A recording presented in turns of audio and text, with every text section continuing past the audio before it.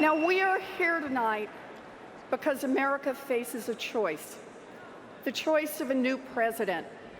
On one side is a man who inherited a fortune from his father and kept it going by cheating people, by skipping out on debts. A man who has never sacrificed anything for anyone. A man who cares only for himself every minute of every day.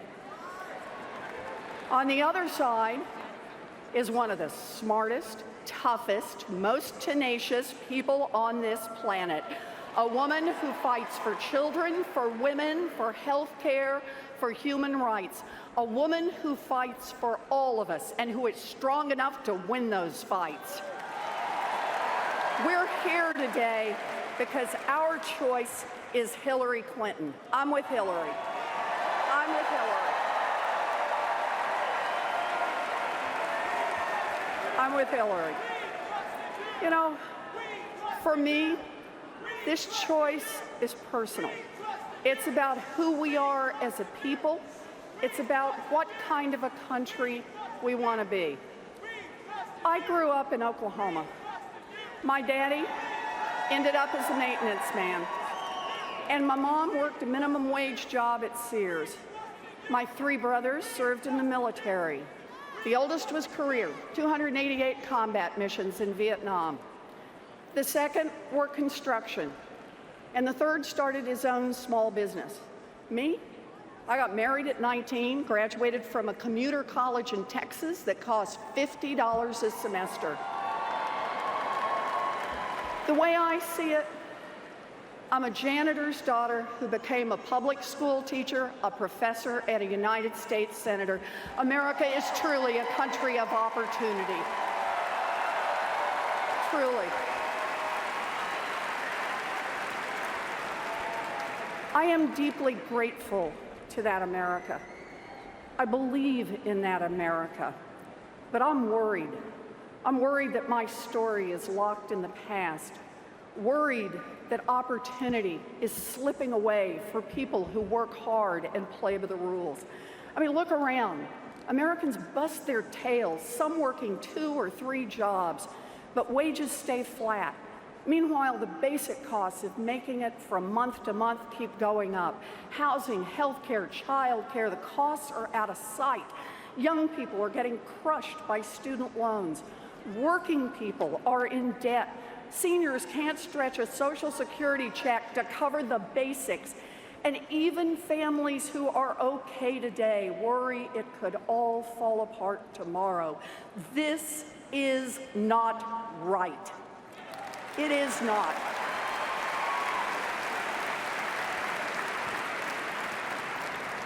And here's the thing. America isn't going broke. The stock market is breaking records. Corporate profits are at all-time highs. CEOs make tens of millions of dollars. There's lots of wealth in America, but it isn't trickling down to hardworking families like yours. Does anyone here have a problem with that? Yeah, well, I do too. People get it. The system is rigged. You know, it's true. Now, so-called experts claim America is in trouble because both political parties in Washington refuse to compromise. Gridlock. That is just flat wrong. Washington works great for those at the top. When giant companies wanted more tax loopholes, Washington got it done. When huge energy companies wanted to tear up our environment, Washington got it done. When enormous Wall Street banks wanted new regulatory loopholes, Washington got it done. No gridlock there. But try to do something, anything for working people, and you'll have a fight on your hands. Democrats have taken on those fights. That's what we do.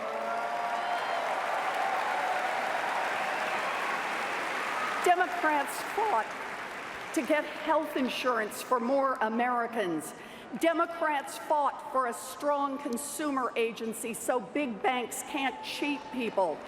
We fought, we won, and we improved the lives of millions of people. Thank you, Barack Obama.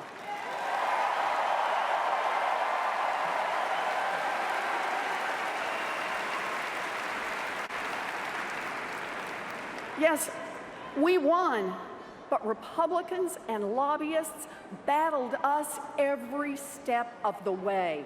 5 years later, that consumer agency has returned $11 billion to families who were cheated. And Republicans,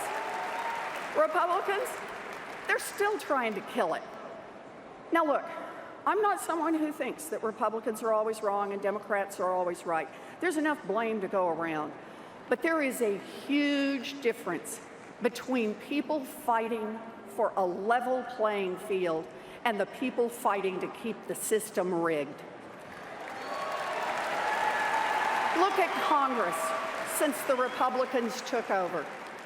Democrats proposed refinancing student loans, and Republicans, they said no.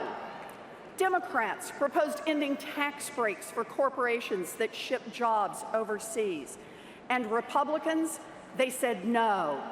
Democrats proposed raising the minimum wage, and Republicans, they said no. So to every Republican in Congress who said no, this November, the American people are coming for you.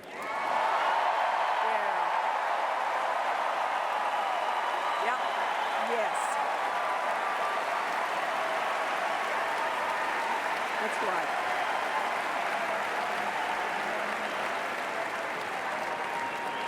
And where was Donald Trump? In all these fights, not once did he lift a finger to help working people. And why would he? His whole life has been about taking advantage of that rigged system. Time after time, he preyed on working people, people in debt, people who had fallen on hard times. He's conned them, he's defrauded them, and he's ripped them off. Look at his history. Donald Trump said he was excited for the 2008 housing crash that devastated millions of American families because he thought it would help him scoop up more real estate on the cheap. Donald Trump set up a fake university to make money by cheating people and taking their life savings. Donald Trump goes on and on and on about being a successful businessman, but he filed business bankruptcy 6 times, always to protect his own money and stick the investors and contractors with the bill. Donald Trump hired plumbers and painters and construction workers to do hard labor for his businesses. Then he told them to take only a fraction of what he owed or fight his lawyers in court for years. So, what kind of a man acts like this? What kind of a man roots for an economic crash that cost millions of people their jobs, their homes, their life savings? What kind of a man cheats students, cheats investors, cheats workers? Well, I'll tell you what kind of a man. A man who must never be President of the United States.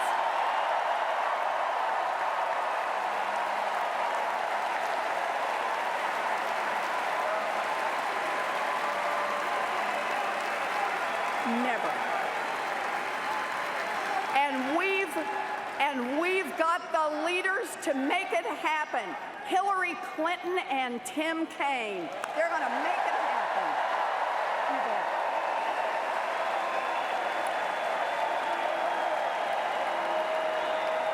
Look, Donald Trump knows that the American people are angry, a fact so obvious he can see it from the top of the Trump Tower. So now he's insisting that he, and he alone, can fix the rigged system. Last week, Donald Trump spoke for more than an hour on the biggest stage he's ever had. But other than talking about building a stupid wall, which will never get built,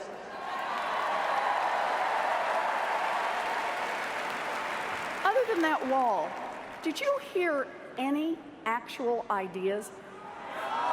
Did you hear even one solid proposal from Trump for increasing incomes or improving your kids' education or creating even one single good-paying job? Look, let's face it, Donald Trump has no real plans for jobs or for college kids or for seniors, no plans to make anything great for anyone except rich guys like Donald Trump. Just look at his ideas. Donald Trump wants to get rid of the federal minimum wage.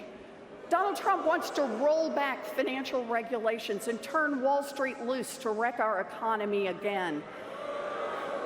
And Donald Trump has a tax plan to give multimillionaires and billionaires like himself an average tax cut of $1.3 million a year. You know, you're struggling to put your kids through college, and Donald Trump thinks he needs a $1 million tax break?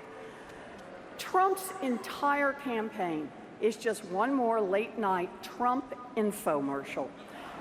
Hand over your money, your jobs, your children's future, and the great Trump hot air machine will reveal all the answers.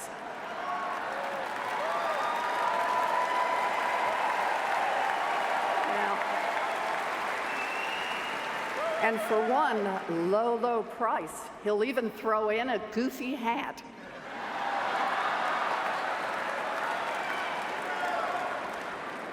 And here's the really ugly underside to his pitch. Trump thinks he can win votes by fanning the flames of fear and hatred, by turning neighbor against neighbor, by persuading you that the real problem in America is your fellow Americans, people who don't look like you or don't talk like you or don't worship like you. He even picked a vice president famous for trying to make it legal to openly discriminate against gays and lesbians. That's Donald Trump's America, an America of fear and hate, an America where we all break apart. Whites against blacks and Latinos, Christians against Muslims and Jews, straight against gay, everyone against immigrants, race, religion, heritage, gender. The more factions, the better. But ask yourself this. When white workers in Ohio are pitted against black workers in North Carolina or Latino workers in Florida, who really benefits? Divide and conquer is an old story in America. Dr. Martin Luther King knew it. After his march from Selma to Montgomery, he spoke of how segregation was created to keep people divided. Instead of higher wages for workers, Dr. King described how poor whites in the South were fed Jim Crow, which told a poor white worker that, quote, no matter how bad off he was, at least he was a white man, better than the black man. Racial hatred was part of keeping the powerful on top.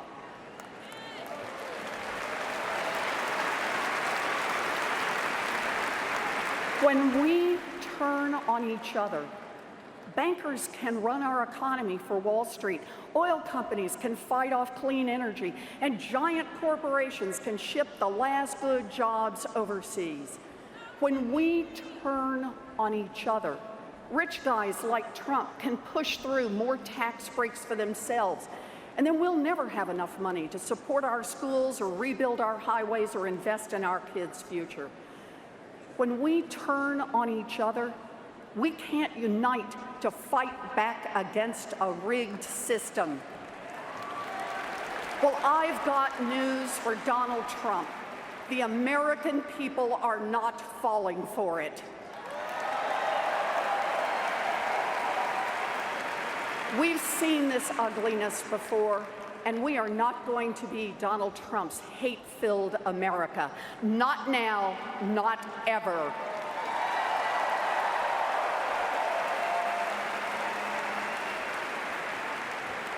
This is about our values, about our shared values with our candidates, Hillary Clinton and Tim Kaine. Let's talk about those values. We believe that no matter who you are, no matter where you're from, no matter who you love, equal means equal. Hillary will fight to make sure discrimination has no place in America, and we're with her.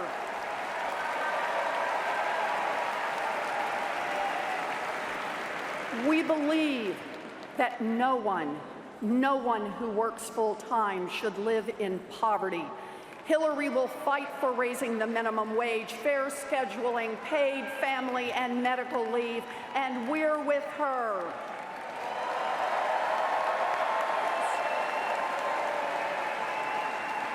We believe every kid in America should have a chance for a great education without getting crushed by debt. Hillary will fight for refinancing student loans and debt-free college. We are with her. And we believe that after a lifetime of hard work, seniors should be able to retire with dignity. Hillary will fight to expand Social Security, strengthen Medicare, and protect our retirement accounts, and we're with her.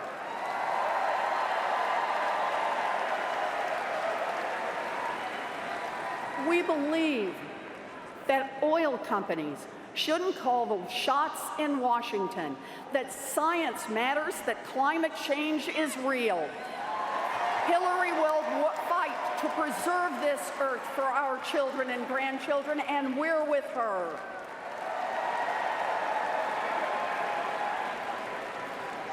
We believe, and I can't believe I have to say this in 2016, in equal pay for equal work and a woman's right to control over her own body. Hillary will fight for women, and we're with her. That's right. We believe we don't need weaker rules on Wall Street. We need stronger rules. And when big banks get too risky, break them up. Hillary will fight to hold big banks accountable, and we're with her.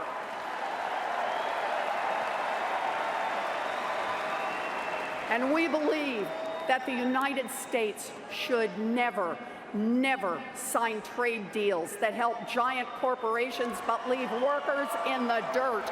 Hillary will fight for American workers, and we're with her.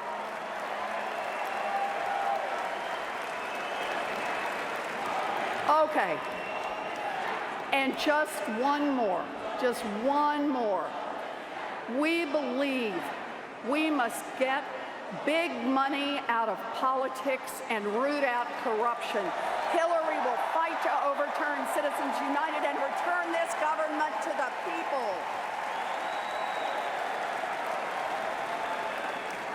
If you believe that America must work for all of us, not just for the rich and powerful, if you believe we must reject the politics of fear and division, if you believe that we are stronger together, then let's work our hearts out to make Hillary Clinton the next president of the United States.